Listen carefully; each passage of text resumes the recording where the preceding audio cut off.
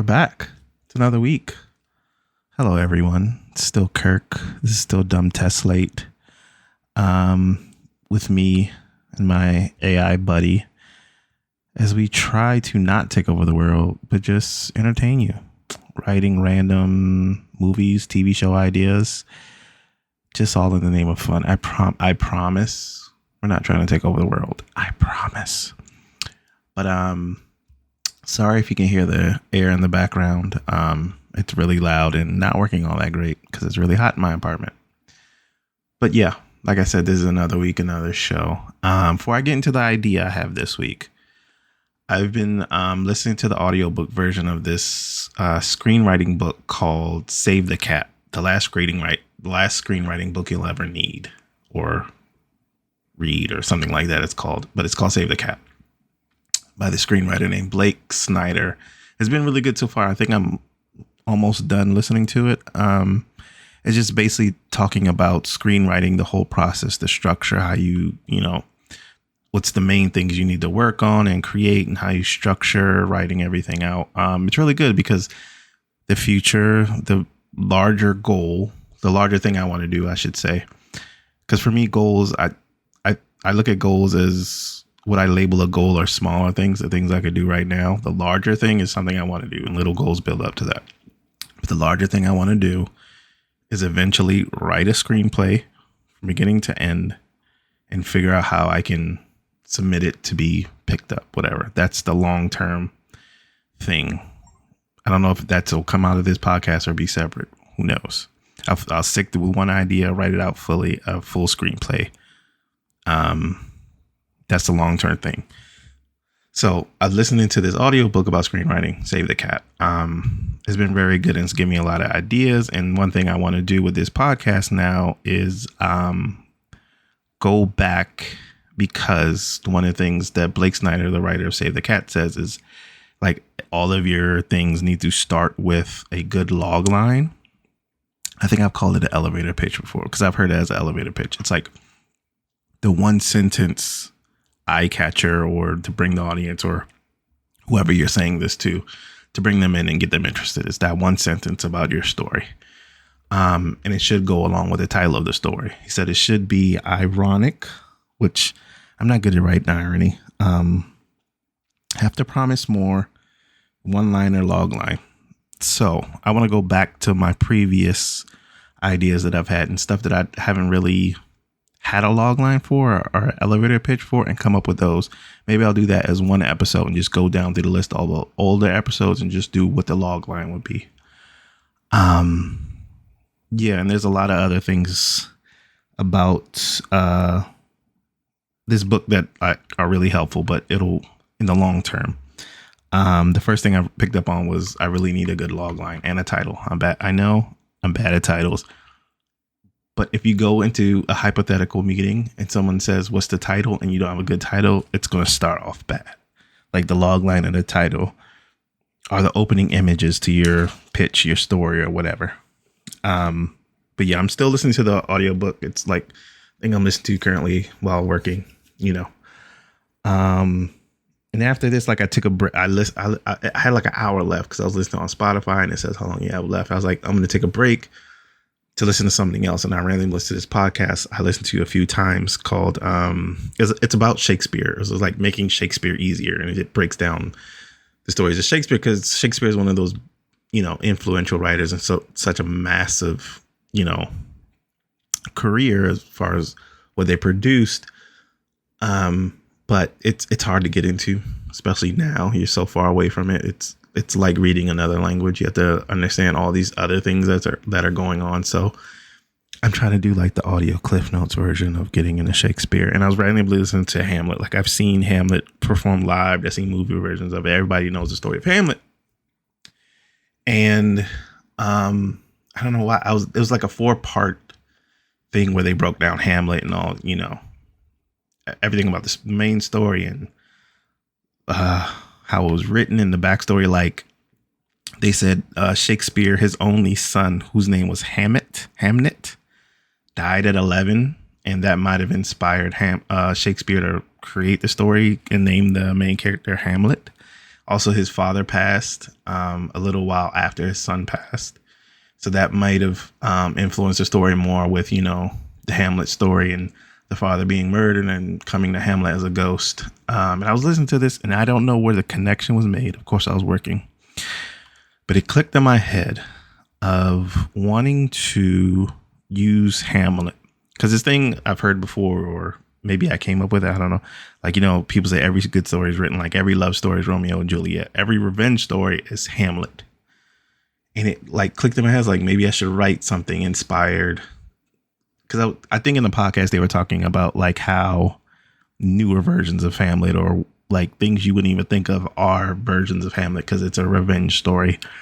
And it clicked in my head. I was like, Training Day.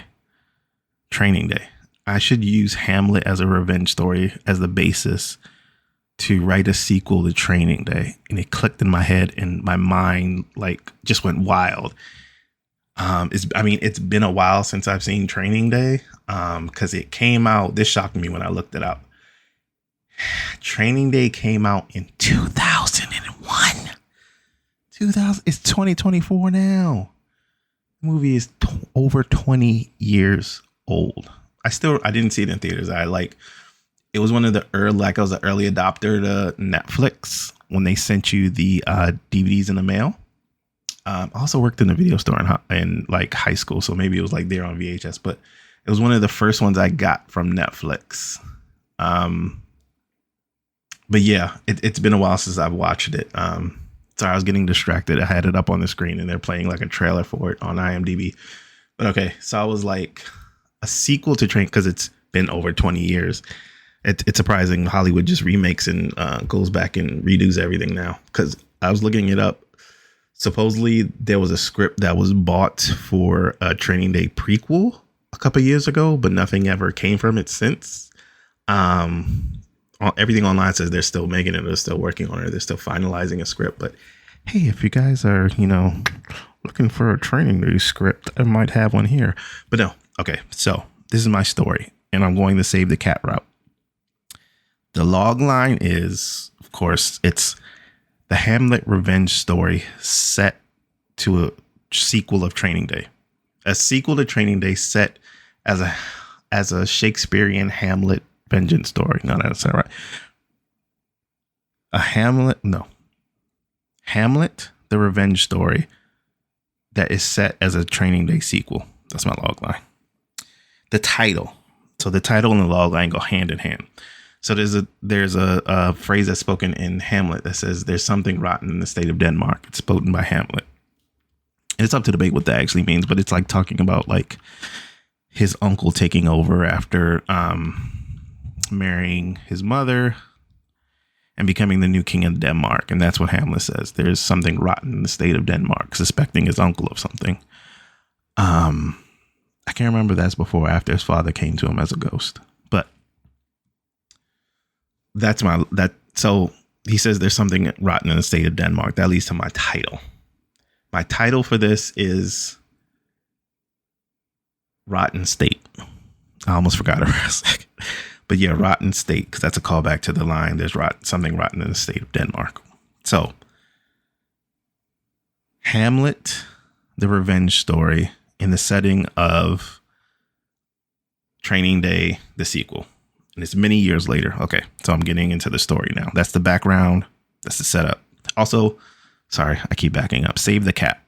The book is called Save the Cat, but the term Save the Cat is something that Blake Snyder says the hero must do early on to basically set out that they're a hero, to like win your, I'll say affection for lack of a better term. But like, oh, this guy's the hero. This person's the hero. They're the hero. So in this one, I'll probably start with the background. Okay. So I'll get to the Save the Cat moment. Okay. So this is, like I said, it's a Training Day sequel. So my Hamlet in this will be Alonzo, who is Denzel Washington's character. Also, spoiler for a 20-plus-year-old movie. I'm going to spoil everything. If you haven't seen it, go watch Training Day, because who hasn't seen Training Day? It's an amazing movie. But Alonzo's illegitimate son, the son that was with Eva Mendes towards the end of the movie. Her name in the movie is just Sarah, and it's her son. It was like a little kid. He doesn't have a name because I looked it up on IMDb. It just says Alonzo's son. So my Hamlet is Alonzo's illegitimate son that you see at the end of the movie. That's with his mom, Sarah. So his revenge tale is that he grows up as a legitimate son, and he sees his mom struggling. He's struggling. He doesn't have a father. His mother's struggling because she was the side piece to this famed cop, and then Alonzo, after his death, becomes kind of famed.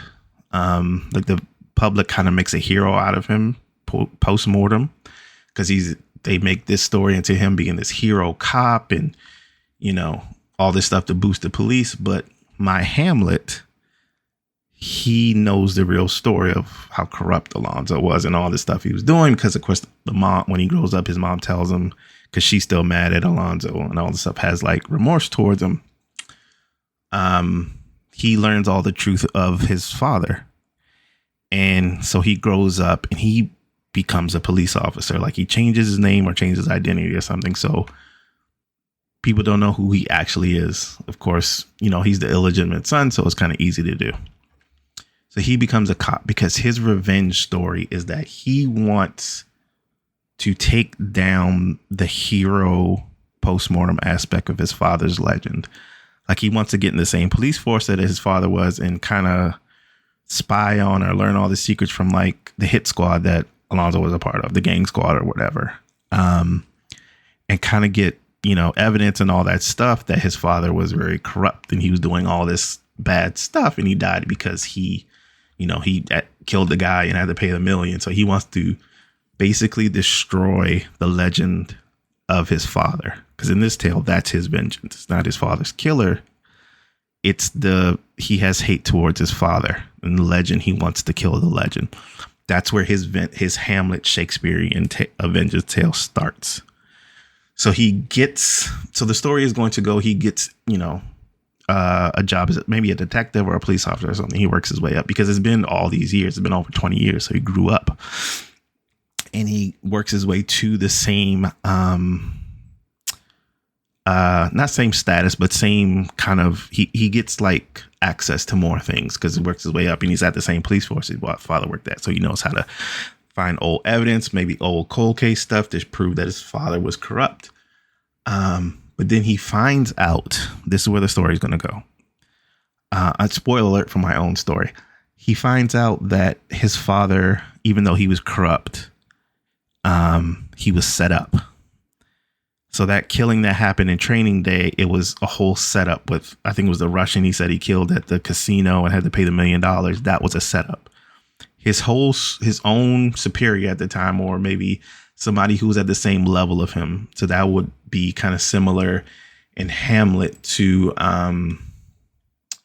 Claudius, which became after assassinating Hamlet's father, marries Gertrude, who's Hamlet's mother, and takes over as the king of Denmark. So this person in my story would not have been related to him, but he would be kind of on his level, and he wanted to take him out. So he kind of in the background sets him up to be killed because he knows he sets him up. He frames the Russian and all this stuff. He knew Alonzo was going to flip, and he kills him, and this guy tells him where Alonzo is, tells the Russians where Alonzo is, and Alonzo gets killed. So this guy gets promoted and moves up to the ranks and now is in charge of the police force. He's like high ranking. So my Hamlet in the story finds out the real story, that his vengeance tale has to be put aside because he now finds out that the whole, from the top to the bottom, the whole police force is corrupt. And that's the other thing. Like his other part of vengeance is he wanted to be this good, this honest, this hardworking, non-corrupt cop. As part of getting vengeance for his father who was corrupt, he wanted to be the, I'm not my father. That conflict in a story. But then he finds out the level of, it wasn't just his father or his father's, unit. It's from the top to the bottom. The whole police force is super corrupt. And then that becomes his new mission. He has to fight this corruption, He has to expose this corruption, expose his father was assassinated. He has to put his initial vengeance aside. And that's kind of like in Shakespeare, where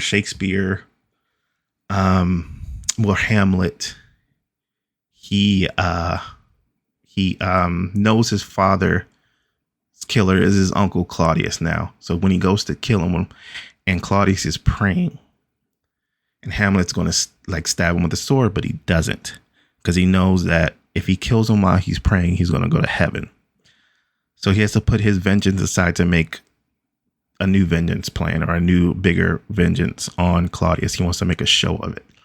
That's what's going to happen in my Hamlet. He has to put the vengeance aside of his father to take on this bigger corruption that's all around him and from top to bottom. So his initial vengeance gets pushed aside for this whole new thing. Because he realized his father was actually assassinated by his own, counterpart at the time. So that'd be Hamlet and Claudius.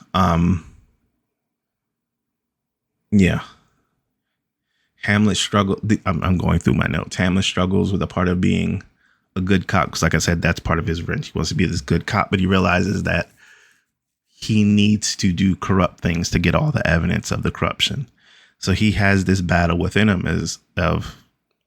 I need to do something corrupt. I need to do something bad, something not legal, but I'm fighting bigger corruption, so it's okay. So my Hamlet in the story, starts to go down a dark path. It's that whole initial vengeance of, I'm not my father, I'm never going to be my father, but he starts going down this wrong path, and he has to struggle with that. I'm doing the good cop thing by fighting corruption, but I have to do corrupt things. It's that thing Alonzo says in the original Training Day. He was like, about a wolf in sheep's clothing. In Hamlet, his son starts to struggle with that. And he kind of sees himself turning into his father, and there's this whole struggle with that. That's one of the conflicts in my story. The other thing I wanted to add was in Hamlet, how Hamlet gets like the players, like that he makes the play showing his father being assassinated to see the reaction of Claudius. And then see Claudius leave, so he knows, oh, I got him. So I'm thinking maybe Hamlet and my Hamlet in the story can do something with a documentary crew, or making like one of those shows like The First 48 or something like that, where he can do something to show evidence that his father was actually assassinated, and see the reaction of this new chief, or the new person in charge that actually was the one that had him set up. So that's the way he can use, it'll be his play in the present time, my Hamlet, to use that to see his Claudius's reaction. That'd be another part of it. And then I started thinking about characters in the story of Hamlet and how they would be characters now. So I was thinking about Rosencrantz and Guildenstern. I was thinking those could be Alonzo's legitimate children. So I thought about two sons. I think it was three kids. I know it says at the end, but I can't really remember that part. They're never seen or mentioned in the story. But like they become police officers, and they're working together, but they're turning corrupt too. And they're around the same age as my Hamlet, and they try to set up my Hamlet in the story, but they don't know that's their stepbrother. But my Hamlet does. So he does something to set them up while they trying to set him or snitch on him. How the real Rosencrantz and Guildenstern got killed in Hamlet. Horatio is the only person that survives in the end. Spoilers, everyone dies in the Hamlet except for Horatio. So my Horatio would be like my Hamlet's friend. But I think of him like as an informant. Like he doesn't work in police. He's just a normal person, and he's an informant. And kind of helps my Hamlet, because he needs to do kind of some corrupt things to fight this larger corruption. He gets help from Horatio. So my other thing, I'll bring it back to the beginning when I talked about Save the Cat. Save the Cat is something the hero does to let the audience know he's a hero and make them like him. So my Save the Cat moment early on will be, you see a flashback or something of my Hamlet where he saves Horatio. It's kind of like that Save the Cat moment in the original Training Day, where I think his name is Jake, but yeah, Jake, Ethan Hawke's character runs down when they're driving in the car, and he runs down the alley because he sees that girl getting beat up or assaulted, and he saves her, which eventually saves him in the end of the movie. But that was his save the cat moment. So my Hamlet will have that kind of similar save the cat moment where he saves Horatio and they become friends. Who else did I have? Horatio, Ophelia. So I hate the way Ophelia is written, that she just gets turned down and that makes her go crazy and kill herself. So I was thinking about Ophelia being Hamlet's girlfriend or wife, and that they're struggling in their relationship because Hamlet's going through this struggle that he doesn't really want to talk about, between him trying to be this good cop but turning corrupt and becoming his father and all this stuff. And he's struggling with that. And Ophelia's trying to stay by his side and trying to motivate him, but he's struggling because he doesn't have a healthy way. He never grew up with a healthy way to deal with his emotions. But she doesn't kill herself. Ophelia will not kill herself. That's not going to happen. Ethan Hawke. There's another thing they say in the book where the writer says when he writes like a log line or story title that he's curious about, he'll just go out to random people and just say, hey, can I just get your opinion on this story idea? And I told the story to a friend of mine, and they were like, what would happen with Jake, Ethan Hawke's character? I was like, oh yeah, that's true. He does live at the end. So I'm thinking that can be Uric. Ethan Hawke, Jake from the original could be Uric. Shakespeare in Hamlet, that very famous line. He holds up the skull in the graveyard, said, alas, Horatio, poor Yorick, I knew him well. So in this My Hamlet version, maybe he finds out that Ethan Hawke's character from the original Training Day is now dead. Like, he tried to fight this corruption and he couldn't, and it ended up to him like being very stressed and leaving a really hard life, and ended up him dying because it's 20 years later. And then he finds that out, and that's his Uric. Because part of the story, he wants to look for him because he remembers him as a kid. He, like, when the shootout in the house, he kind of protected him.